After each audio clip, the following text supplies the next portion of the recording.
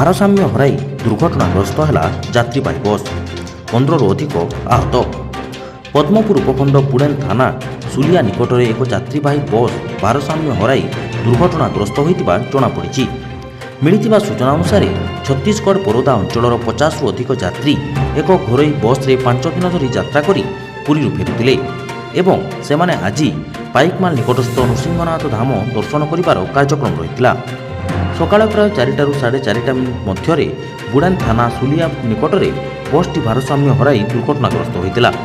ଦୁର୍ଘଟଣାରେ 15ରୁ ଅଧିକ ଯାତ୍ରୀ ଆହତ ହୋଇଥିବା ଜଣାପଡ଼ିଛି। ସ୍ଥାନୀୟ ଲୋକେ ପୋଲିସ ଓ ଅଗ୍ନିଶମ ବାହିନୀକୁ ଘଟଣା ବିଷୟରେ ଖବର ଦେଇଥିଲେ। ବୁଡ଼େନ ପୋଲିସ ଏବଂ ପଦ୍ମପୁର ଅଗ୍ନିଶମ ବାହିନୀ ଘଟଣାସ୍ଥଳରେ ପହଞ୍ଚି ଆହତମାନଙ୍କୁ ଉଦ୍ଧାର କରିବା ସହ ଚିକିତ୍ସା ନିମନ୍ତେ ପଦ୍ମପୁର ଉପଖଣ୍ଡ ଚିକିତ୍ସାଳୟକୁ ଆମ୍ବୁଲାନ୍ସ ଯୋଗେ ପଠାଇଥିଲା। ଆହତମାନଙ୍କ ସ୍ୱାସ୍ଥ୍ୟାବସ୍ଥା ବର୍ତ୍ତମାନ ସମୟରେ ଠିକ୍ ରହିଛି ବୋଲି ସୂଚନା ଦେଇଛନ୍ତି କାର୍ଯ୍ୟରତ ଡାକ୍ତର ଆଶୀର୍ବାଦ ପଟ୍ଟନାୟକ। ଦୀର୍ଘ 5 ଦିନ ଧରି ଯାତ୍ରା କରି ଫେରୁଥିବା ବସ୍ରେ ଗୋଟିଏ ଡ୍ରାଇଭର ଚଲାଉଥିଲେ।